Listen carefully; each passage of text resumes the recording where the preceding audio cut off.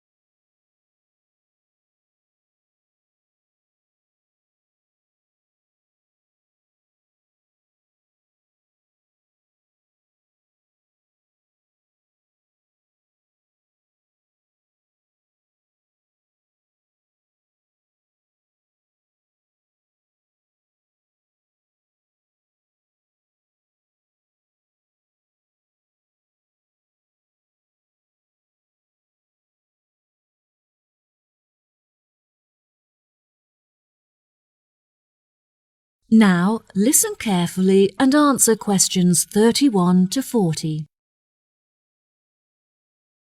Today we're going to delve into the fascinating history of music in Britain and the evolution that it experienced throughout the duration of the 18th and 19th centuries. During the second half of the 18th century, Britain experienced an industrial revolution, during which its manufacturing industry underwent a major transition from hand production methods to the use of machinery.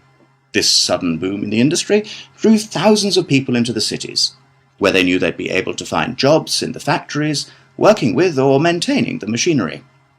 This sudden influx of people into the cities did not just come from the surrounding countryside, but also from other poorer nations in search of a better life. Between 1800 and 1900, the population of England increased by 4 times. This mass immigration from different nations and areas of the country resulted in a variety of cultural influences meeting and mixing to form a new, more diverse culture. With this new culture came a new style of music. Prior to the Industrial Revolution, music had originally been written to reflect the hard, labour-intensive life in all kinds of industries when all work had to be done by hand.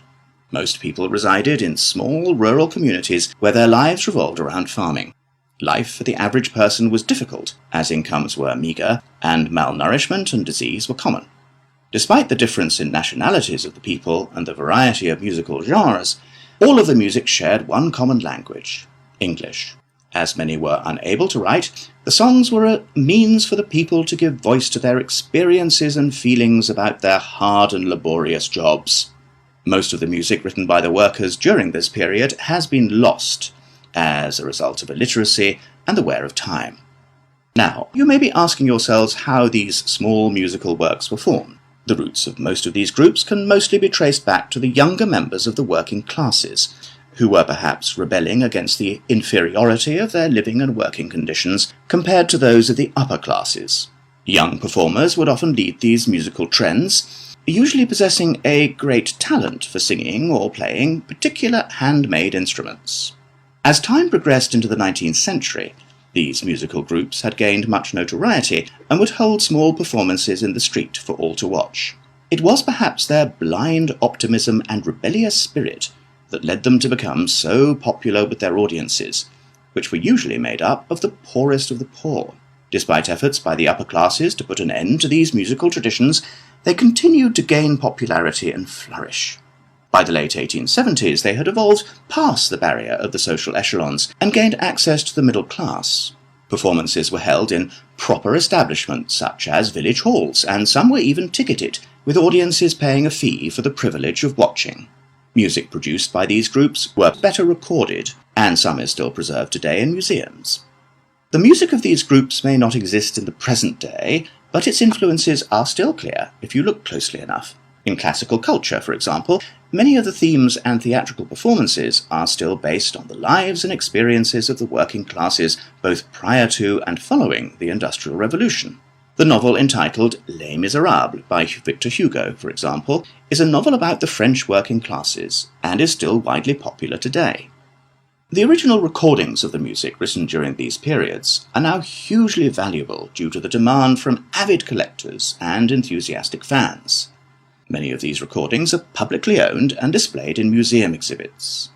However, a selection are still privately owned and occasionally appear for sale in auctions, often reaching prices in the hundreds of thousands.